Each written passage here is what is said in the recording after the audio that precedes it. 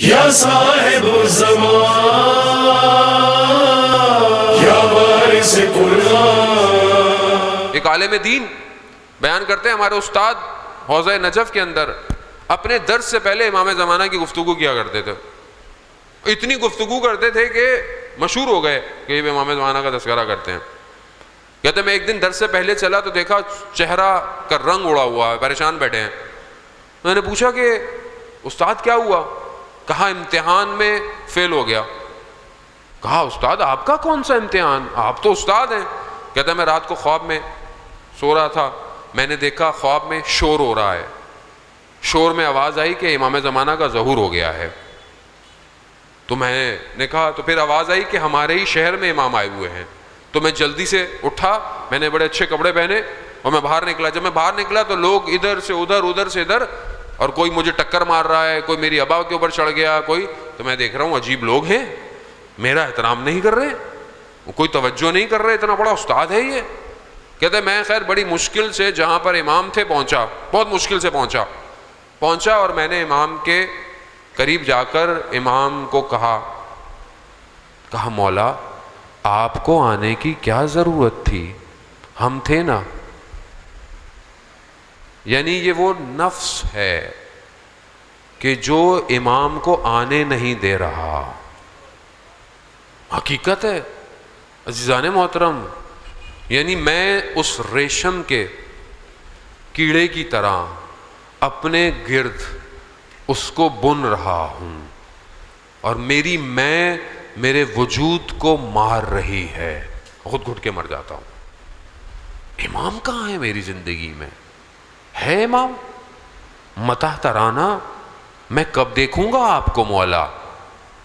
عزیزان محترم یہ معاملہ بہت سنگین ہے. ہم بہت ریلیکس چل رہے ہیں, میں آپ کو بتا رہا ہوں ریلیکس نہ ہوں بہت زیادہ زندگی میں, بہت معاملہ سنگین ہے. اور جو کربلا کو مانتے ہیں انہیں بہت ہوشیار اور بہت بابصیرت ہونا چاہیے. جہاں پر پروردگار نے رسول کو بھیجا وہاں شیطان کو, رسول خدا کو مبعوث کیا, شیطان نے چیخ ماری. اب شیطان نے پوری طاقت لگائی مکہ کے اندر کہ رسول کا مقابلہ ہو, رسول کا. اور آپ کے سامنے رسول خدا کو اتنی اذیت ملی کہ رسول خدا نے خود فرمایا کہ جتنی مصیبتیں اور مشکلیں مجھ پر پڑی کسی نبی پر نہیں پڑی. انبیاء کو آروں سے کاٹ دیا گیا, مگر رسول خدا کہتے ہیں مجھ پر بہت مشکلیں پڑیں جو کسی نبی پر نہیں پڑی.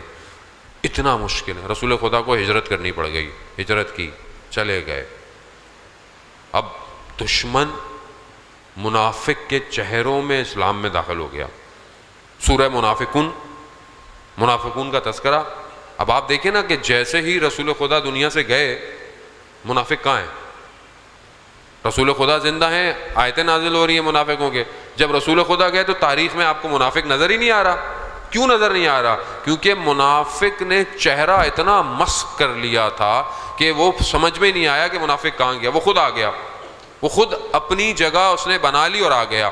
اور اتنا خدا نے انتظام کیا رسول خدا کے لیے 1,24,000 کو بھیج کر انسانیت کو اوج اور کمال تک پہنچانے کے لیے, لیکن ابھی صرف 50 سال گزرے تھے, اور 50 سال میں رسول خدا کے منبر پر یزید جیسا شخص آ کر بیٹھ گیا.